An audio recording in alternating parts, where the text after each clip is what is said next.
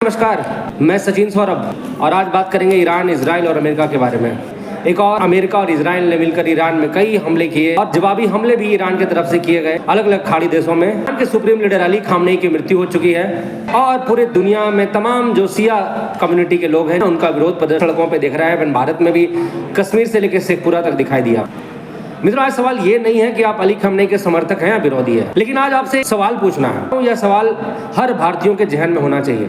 क्या किसी देश की सॉवरेनिटी को खुलेआम चुनौती देना उचित है? क्या पहले अफगानिस्तान में डिस्टेबलाइजेशन का प्रयास, फिर बांग्लादेश में चुनी हुई सरकार को बदल देना, वेनेजुएला के राष्ट्रपति को बीच रात उठा लेना और आज हवाई हमले के द्वारा पूरे ईरान को डिस्टेबलाइज कर देना। अगर हर देश यही मॉडल अपनाने लगे तो अंतर्राष्ट्रीय कानून का क्या होगा? अमेरिका और चीन के दोहरे रवैये के बीच में फंसती मिडिल ईस्ट के देश, इस विषय पे चर्चा महत्वपूर्ण है। आप अमेरिका और चाइना के रिकॉर्ड को देखेंगे तो बातें बिल्कुल स्पष्ट हो जाएंगी कि आज दुनिया को इन दो महाशक्तियों से बचना है।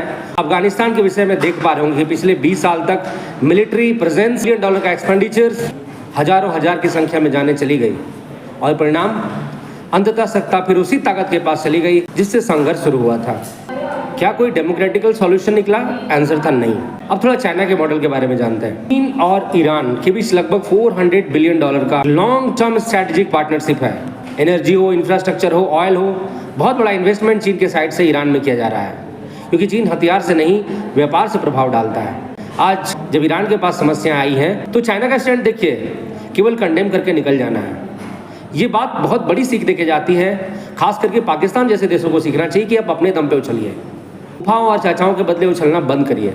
एक तरफ अमेरिका की सैन्य शक्ति और दूसरी तरफ चीन की आर्थिक शक्ति, दुनिया को इन दोनों शक्तियों से बचना है। स्टेट ऑफ हॉर्मुज, जहाँ पे वर्ल्ड का 20% क्रूड ऑयल सप्लाई होता है, आज वो बंद होने के कगार पर है। हो जाएगा, तेल महंगा होगा, महंगाई बढ़ेगी, इकोनॉमिक इंस्टेबिलिटी आ जाएगी। यानी यह केवल मिडिल ईस्ट की लड़ाई नहीं रहेगी, पूरी दुनिया इसकी कीमत चुकाएगी। भारत का स्पष्ट रुख है, ना अंध समर्थन करना है, ना अंध विरोध करना है, न किसी के दबाव में निर्णय लेना है। आज मिडिल ईस्ट के सारे कंट्री के टॉप लीडरशिप से हमारे प्राइम मिनिस्टर बात कर रहे हैं और इवैक्यूएट करने की बातें हो रही है। प्रधानमंत्री नरेंद्र मोदी जी ने साफ कहा, we are on the side of piece.